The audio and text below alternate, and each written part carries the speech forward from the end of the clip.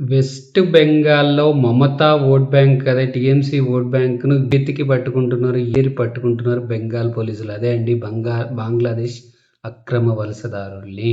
మీ అందరికీ తెలిసినటువంటి విషయమే. బీజేపీ ప్రభుత్వం రాగానే కేంద్రానికి బార్డర్‌లో ఉన్నటువంటి భూమిని అప్పజెప్పడం జరిగింది. గతంలో టీఎంసీ ప్రభుత్వం అదే మమతా బెనర్జీ ప్రభుత్వం అసలు బార్డర్‌ని కంచె కట్టనీయకుండా ఆపడానికి తీవ్ర ప్రయత్నం చేసినటువంటి మీకు విషయం తెలిసిందే. వెంటనే సువేంద్ర అధికారి వెంటనే అప్పచెప్పేశాడు సీఎం కాగానే. సో అక్కడ కంచె ఏర్పాటవుతుంది. పంచ కార్యక్రమాలు కూడా అంటే బార్డర్లో ఫెన్సింగ్ అంతా స్టార్ట్ అయిపోయింది. మరొక పక్కన బార్డర్లో ఫెన్సింగ్, బార్డర్ లోపట అక్రమ వలసదారులని అదే అక్రమ బంగ్లాదేశీ ఉన్న వాళ్ళని ప్రతి ఒక్కరిని ఏరి పట్టుకోవడం మొదలుపెట్టింది బెంగాల్ పోలీస్. మీకు ఒక ఉదాహరణ చెప్తాను. ఇప్పుడు దొరికిన వాళ్ళల్లో ఒక జంట పేరు రంజాన్ గాజీ మరియు అతని భార్య పేరు ఆరిఫా బేగం. వీళ్ళిద్దరు భార్యాభర్తలు. వీటిని నిన్న బెంగాల్ పోలీసులు పట్టుకున్నారు. వీళ్ళు ఎన్ని రోజుల నుంచి ఇక్కడ నివసిస్తున్నారో తెలుసా హౌరాలో? ఒక్క రోజు 2 రోజులు, ఒక నెల, ఒక 2 నెలలు, సంవత్సరం, 2 సంవత్సరాలు కాదు, 14 సంవత్సరాల నుంచి దర్జాగా అన్ని వసతులతోటి, అన్ని సదుపాయాలతోటి, అన్ని డాక్యుమెంట్స్ తోటి, గుర్తుపెట్టుకోండి, అన్ని డాక్యుమెంట్స్ తోటి ఇక్కడ జీవిస్తున్నారు వాళ్ళు. వారితో పాటు 4 సంతానం కూడా ఉన్నారు. వీరు 2024 లోక్సభ ఎన్నికల్లో ఓటు కూడా వేయడం జరిగింది.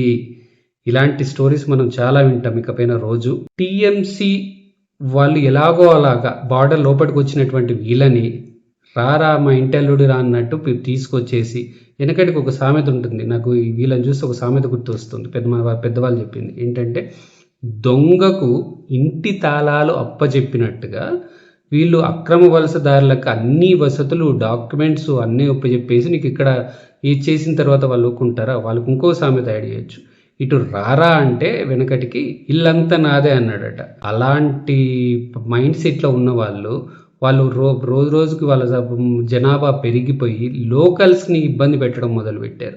ఇక వారికి టీఎంసీ ప్రభుత్వం తోడుండడంతో ఎవరికి చెప్పుకోవాలో అర్థం కాక వాళ్ళు కూడా బతుకు జీవుడా అనుకుంటూ వేరే ప్రాంతాలకో వేరే రాష్ట్రాలకో బతకడానికి వెళ్ళిపోయారు చాలామంది. అలాంటి వారి కోసం ఇప్పుడు బీజేపీ ప్రభుత్వం డిటెన్షన్ సెంటర్స్ ఏర్పాటు చేసింది. డిటెన్షన్ సెంటర్స్ అంటే మీకు తెలిసిందే, అస్సాంలో ఇప్పటివరకు అస్సాంలో మాత్రమే ఉన్నాయి. అస్సాం ఫస్ట్ రాష్ట్రం, ఇప్పుడు ఇది రెండో రాష్ట్రం, సెకండ్ రాష్ట్రం. అస్సాం ఎంత సక్సెస్ అయిందో తెలుసు. 2025లో కేంద్ర హోంశాఖ గైడ్లైన్స్ ఇచ్చింది. ఆ గైడ్లైన్స్ ప్రకారం ఈ డిటెన్షన్ సెంటర్స్ ఏర్పాటు చేయబోతున్నారు. ఇప్పుడు ఒక జిల్లాలో ఏర్పాటు చేశారు.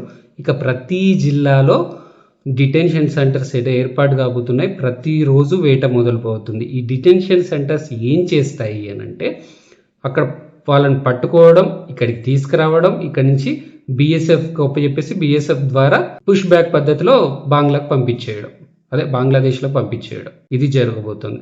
ఈ కోర్టు చుట్టూ ఎటువంటి అవసరం ఉండదు.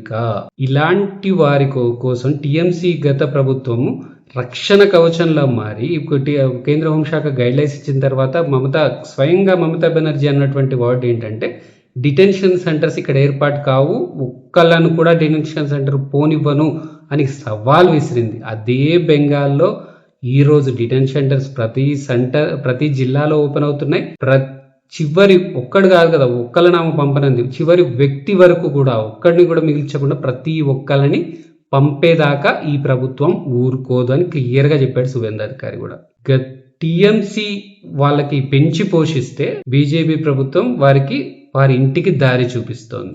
నా ఈ కంటెంట్ నచ్చితే లైక్, షేర్ మరియు కమెంట్ చేస్తూ నా యూట్యూబ్ ఛానల్ సబ్స్క్రైబ్ చేసుకుని వాళ్ళు దయచేసి సబ్స్క్రైబ్ చేసుకోవాల్సినదిగా విజ్ఞప్తి. జై హింద్.